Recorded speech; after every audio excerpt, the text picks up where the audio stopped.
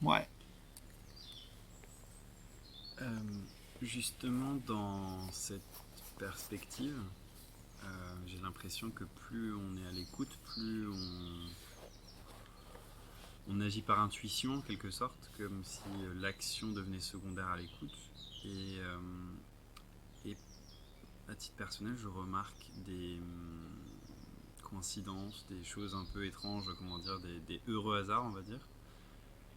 Et je me pose la question si y a un lien ou si c'est juste, je sais pas, une vue de l'esprit, j'en sais rien. Si le fait d'adopter cette perspective amène plutôt à des circonstances positives ou pas forcément.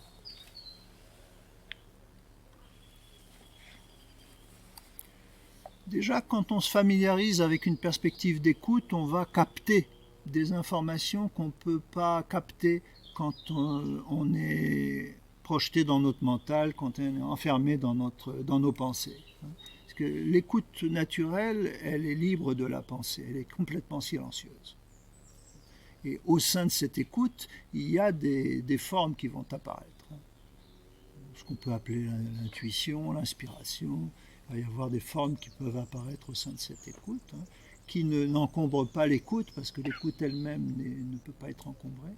Mais il y a des formes subtiles qui vont apparaître, qu'on ne peut pas percevoir quand on est perdu dans le brouhaha mental. Mais même ces formes subtiles qui apparaissent, tôt ou tard, on va devoir les ignorer et les négliger pour écouter l'écoute elle-même, pour écouter ce qui écoute.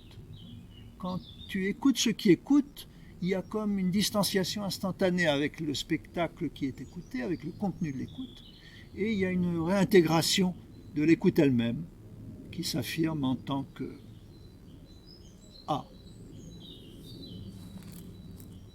Et finalement, l'ensemble des perceptions, aussi fines et subtiles soient-elles, perdent son importance par rapport à ce vécu qui se dévoile d'une écoute totale, d'une écoute pleine, unifiée. Tu sais à ce moment-là que c'est là, ça se sait.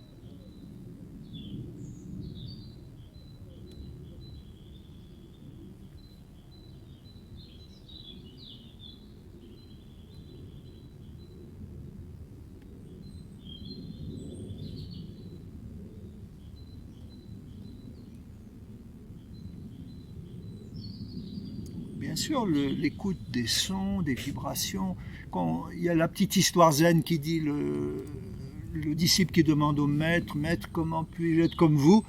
Et le maître dit, va écouter le bruit de la rivière. Donc, vous voyez ce que ça fait d'écouter des sons. Quand vous écoutez des sons qui ne sont pas des chansons de Piaf ou de Brassens, mais des sons qui sont vibratoires. Donc, ces sons vibratoires, le mental ne peut pas s'y accrocher, et donc ça facilite l'éveil de l'écoute elle-même qui est en arrière-plan de ces vibrations.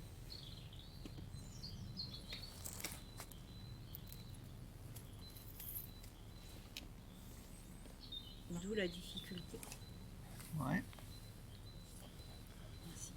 D'où la difficulté de rester dans cette perspective lorsque les bruits, les vibrations sont familières, qui nous ramènent directement.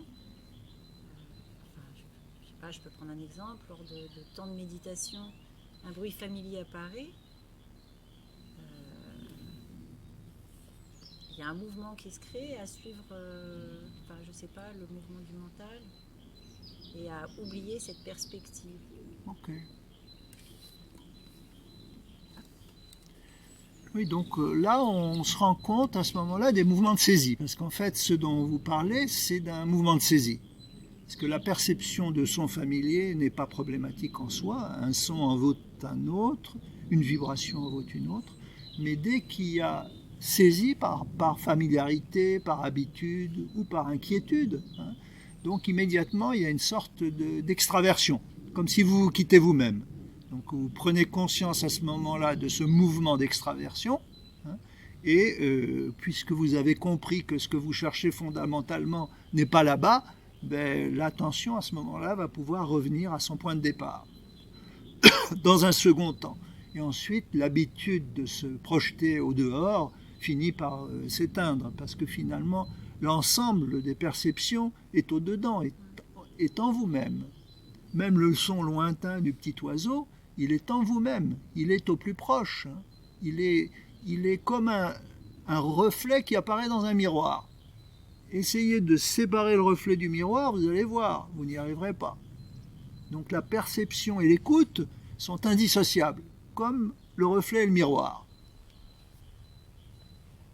Sauf que la perception, elle est transitoire. Elle change. Mais le support de la perception ne change pas. Et tous les textes sacrés ou les textes vont pointer vers ce support de la perception qui ne change pas. Et j'aimais bien l'exemple Krishna Menon, qui était un maître indien dans ce domaine-là du siècle dernier. Il disait, regardez, les parents donnent à leur enfant, à leur nouveau-né, un prénom.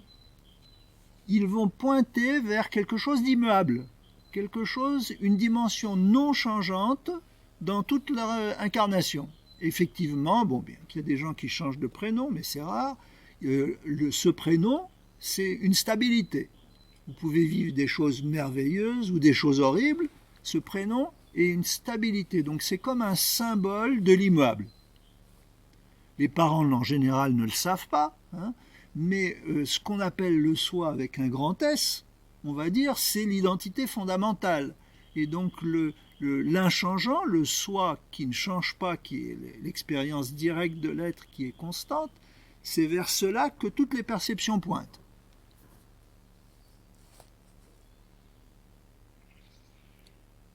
Alors que l'attention a toujours tendance à se fixer sur ce qui bouge.